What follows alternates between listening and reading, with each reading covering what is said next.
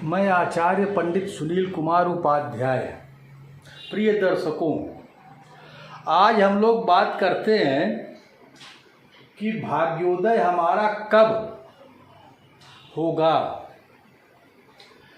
या किस दिशा में होगा, भाग्योदय में कौन सहायक होगा।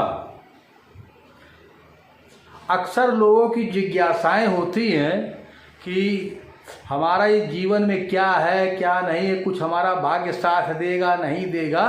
इस तरह की जानकारी लोग प्राप्त करना चाहते हैं अपने कुंडली या ज्योतिष के माध्यम से। चाहे आदमी हाथ से जानना चाहता है या प्रश्न कुंडली से जानना चाहता है या ज्योतिष के माध्यम से, मतलब किसी न किसी तरह से इस चीज़ की जिज्ञासा आदमी की होती है कि हमारा भाग्योत्थान भाग्योदय किधर किस दिशा में होगा, कौन सहायक होगा, कैसे होगा, इस चीज या भाग्योदय नहीं होगा, इस चीज़ की लोग जानकारी प्राप्त करना चाहते हैं। अब और भाग्योत्थान के लिए सबसे ज़्यादा पहले यही देखा जाता है कि नवम भाव की स्थिति क्या है, उसमें कौन कौन से ग्रह बैठे हैं, उनकी वो बली हैं निर्बल हैं, किस जगह पे जा रहे हैं। तो ये सारी चीज़ों की जानकारी वहीं से ली जाती है। अस्त है, ऊंच है, नीच है, जो भी है। तो इस तरह से इस विषय की जानकारी के लिए देखिए, ये एक कुंडली है मेष लग्न की, और यहाँ पे बृहस्पति नवम भाव के स्वामी होकर के उसी घर बैठे हैं मंगल के साथ।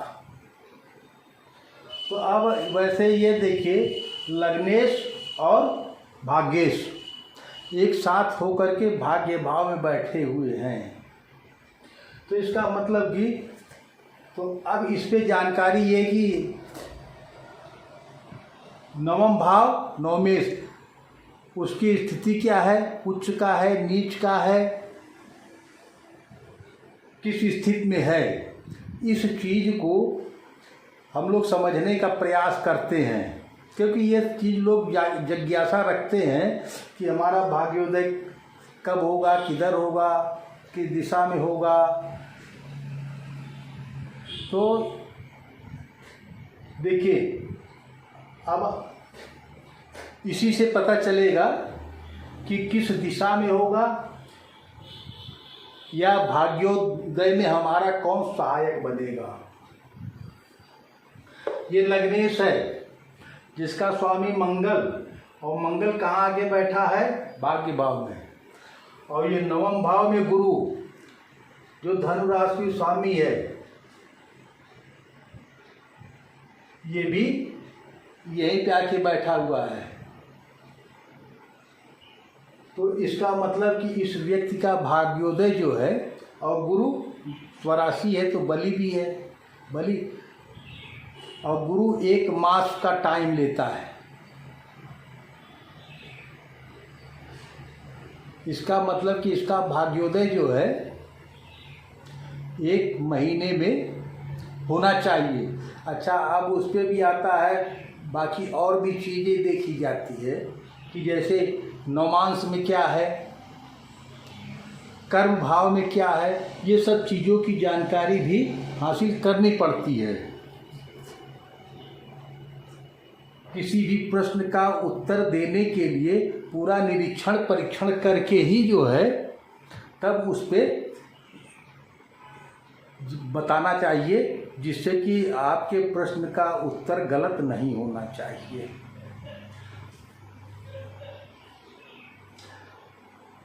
अब देखिए, जैसे ये 9 भाव का स्वामी है, 12 भाव का भी स्वामी बृहस्पति ही है। अतः इसका जो है भाग्योदय, और ये लग्नेश और भाग्य, क्योंकि लग्नेश और भाग्य का जितना अच्छा संतुलन होता है उतनी ही अच्छी जीवन में सफलता मिलती है। अब दूसरा प्रश्न उठता है, किस दिशा में भाग्योदय होगा। तो उसके लिए भी देखिए, जैसे सूर्य पूर्व दिशा का स्वामी हो सूर्य है, आग्नेय दिशा का शुक्र है, दक्षिण दिशा का मंगल है, नैऋत्य दिशा का राहु है, पश्चिम दिशा का जो है शनि है, वायव्य दिशा का चंद्रमा है, उत्तर दिशा का बुध है, ईशान कोण का गुरु होता है। इस तरह से अब भाग्य भाव का स्वामी जो ग्रह बली है वो अपने दिशा में भाग्योदय कराता है। अगर शुक्र बली है तो आग्नेय कोण में होगा, मंगल बली है दक्षिण दिशा में, और नैऋत्य कोण राहु बली होकर के बैठा है तो नैऋत्य दिशा में। और अगर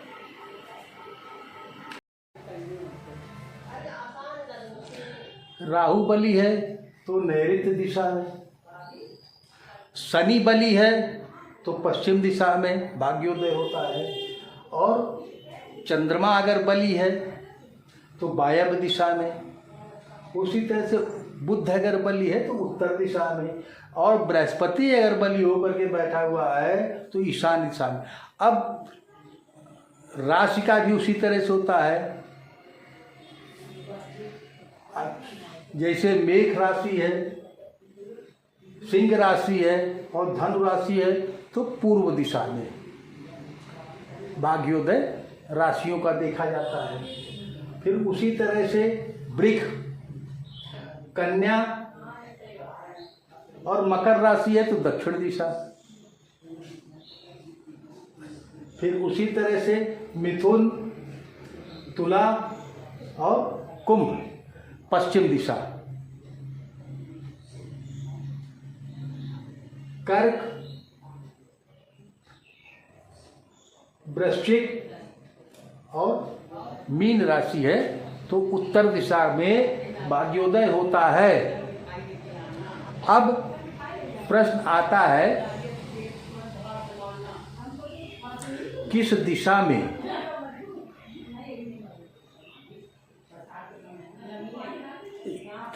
प्रश्न दिशा भी पता है, बता दिया, लेकिन भाग्योदय के लिए हमारे सहायक कौन बनेगा, किसके द्वारा हमारा भाग्योदय हो सकता है, इस विषय पे भी लोग पूछना चाहते हैं। अब देखिए, जैसे भाग्य भाव का स्वामी अगर लग्न में जाके बैठा है यहाँ पे, तो मनुष्य का स्वयं का प्रयास होता है या जो है अपने कर्मों से अपने को आगे बढ़ाता है, या पहले जॉब कर लिया पैसा वैसा होगा तो उससे अपना भाग्योदय कुछ उदय होगा। यहाँ जैसे कुटुंब, परिवार या परिवार का कोई सदस्य या घर का जो है जो मदद किया उससे भाग्योदय हो जाता है। ये पराक्रम पुरुषार्थ छोटे भाई बहन का होता है। जैसे कोई जो मान लीजिए छोटा भाई हुई है, जॉब वो कर रहा है, ठीक ठाक है, तो उसके द्वारा जो है आपको भाग्य में मदद मिल सकती है। उसके द्वारा जो है जैसे तृतीय भाव होता है ना, तृतीय भाव तृतीयेश का संबंध हो भाई अथवा बहन से, इस विषय में सहायता प्राप्त होती है। अब फिर मान लीजिए ये चतुर्थ भाव है, तो चतुर्थ भाव का भी वैसे ही है। चतुर्थ भाव का संबंध माता मित्र भाग्य वृद्धि में सहायक सिद्ध होते हैं। तो जैसे माता जी हैं या जो है कोई दोस्त, क्योंकि मित्र का एक भी घर ये होता है ना, तो हो सकता है कोई मित्र सहायक बने जो मदद कर दे, उसके द्वारा आपको मदद प्राप्त हो और आप आगे बढ़ जाओ। अच्छा, फिर पंचम भाव आ जाती है। पंचम भाव का पुत्र होता है पुत्र सहायक हो सकता है, या मान लीजिए सकता है बीमा उमा का मतलब है, या कुछ एफडी सेफडी ये सब करा के रखा है, कुछ है वो पैसा मिल गया आदमी को, तो उससे भी उसका भाग्योदय हो गया। लॉटरी वोटरी खुल गई, इस तरह का भी सहयोग प्राप्त हो गया, इससे आदमी को भाग्योदय होता है। खष्ठ भाव, खष्ठ भाव ये मतलब अगर भाग्येश आकर के यहाँ पे बैठा हुआ है और बली है, तो हो सकता है शत्रु उत्रु के या कोई विवादित मैटर वैटर जो है उसमें सफलता मिल जाए, तो उससे भी भाग्योदय हो जाता है। और निर्बल होता है तो फिर भाग्य कहिए न भी उदय हो। और फिर ये देखिए सप्तम भाव रोजगार व्यवसाय के माध्यम से, या हो सकता है पत्नी उतनी का, या कोई पार्टनरशिप में काम उम किया, उसमें सफलता आदमी को मिल जाती है। बहुत से लोगों का ऐसा होता है कि किसी के साथ मान लीजिए कोई काम शुरू किया, पार्टनर सक्सेस हो जाती है, तो फिर उसके बाद आदमी का भाग्योदय हो जाता है, आगे बढ़ जाता है। तो ये भी एक होता है। और फिर आ जाता है अष्टम भाव। अष्टम भाव में जैसे पूर्वजों का धन है मिल गया, या जो है कोई गुप्त धन गुप्त युक्ति से, इस तरह से भी भाग्योदय अष्टम भाव से भी। और अगर यही निर्बल होगा तो भाग्योदय। और अगर अब ये यहीं पे बैठा है तो भाग्य आदमी का स्वयं का प्रबल होता है, कुछ न कुछ व्यवस्था बन जाती, आगे बढ़ता है। अब फिर आ जाता है ये देखिए दसम भाव, कर्म भाव। पिता का धन, पिता से मदद मिल गई, या अपने कर्मों से आदमी जो है अपने को आगे बढ़ा ले जाता है। उसी तरह से आपका ये जो है एकादश भाव, एकादश भाव इनकम का होता है, बड़े भाई का होता है। हो सकता है बड़े भाई से मदद वदद मिली कुछ जो है उससे, तब भी भाग्योदय हो गया। फिर आ जाता है द्वादश भाव। द्वादश भाव मतलब बाहरी कोई मदद मिल जाए, कोई बाहर का व्यक्ति सहायता कर देता है, तो उससे भी भाग्योदय हो जाता है।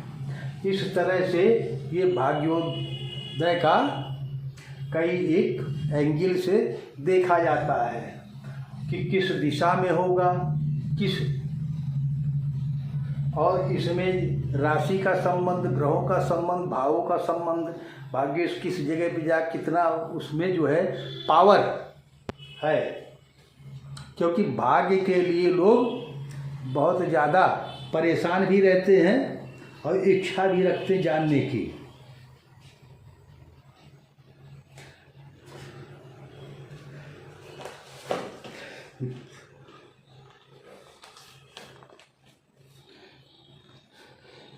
क्योंकि भाग्य का संबंध जो है, अब एक ये होता है कि मान लीजिए किसी ने पूछा कि कब होगा। अब कब का मतलब तो ये हो गया कि अगर ग्रहों की स्थितियां अच्छी हैं, नवमास में होगा, भाग्योदय सूर्य कारक योग कारक हो तो 6 मास में हो जाता है। चंद्रमा हो तो हो सकता है उस 1-2 दिन में हो जाए। मंगल हो तो हो सकता है कुछ दिनों में हो। बुध हो तो हो सकता है ऋतु। ऋतु भी देखिए, जैसे बुध जो है 2 मास ऋतु का स्वामी होता है, और एक ऋतु जैसे ऋतु 6 महीने 2 महीने की ऋतु होती है, तो हो सकता है कि 2 महीने में आदमी का भाग्योदय हो। उसी तरह से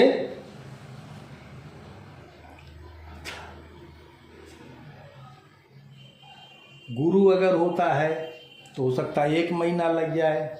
शुक्र होता है तो पक्ष, क्योंकि कृष्ण पक्ष शुक्ल पक्ष 2 पक्ष होते हैं, तो 2 पक्षों में अगर शुक्र होता है तो शुक्र जैसे तो 15 दिन में होगा। उसी तरह से अगर शनि है तो लगभग 1 वर्ष लग सकता है। इस तरह से भाग्योदय का प्रश्न समझने का विषय है। तो दिशा का भी बता दिया, और किस दिशा में, तो भाग्योदय हमारा कब होगा, किस दिशा में होगा, और भाग्योदय में कौन सहायक बनेगा। तो ये चीज़ जो है कि मतलब भाग्योदय अपने ही करने से होगा, या पिताजी सहायक बनेंगे, बड़े भाई बनेंगे, या बाहरी कोई सपोर्ट मिलेगा, या स्वयं के प्रयासों से होगा, या जो है कुटुंब का कोई सहायक बनेगा, या जो है छोटे भाई बहन पड़ोस या कहीं से, ये माता मित्र से है, और ये संतान या लॉटरी वोटरी का कुछ हुआ, आदमी का भाग्योदय हो गया।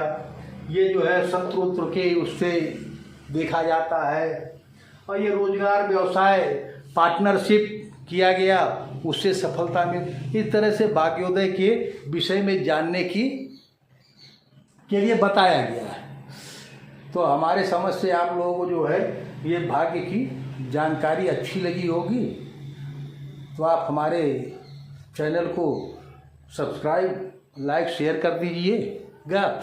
और जो है अगर आपको कुंडली उंडली दिखाना है, कुछ करना है, तो आप किसी ग्रह दोष या भाग्योदय को उत्पन्न करने के लिए, बढ़ाने के लिए कोई अनुष्ठान कराना चाहते हैं तो संपर्क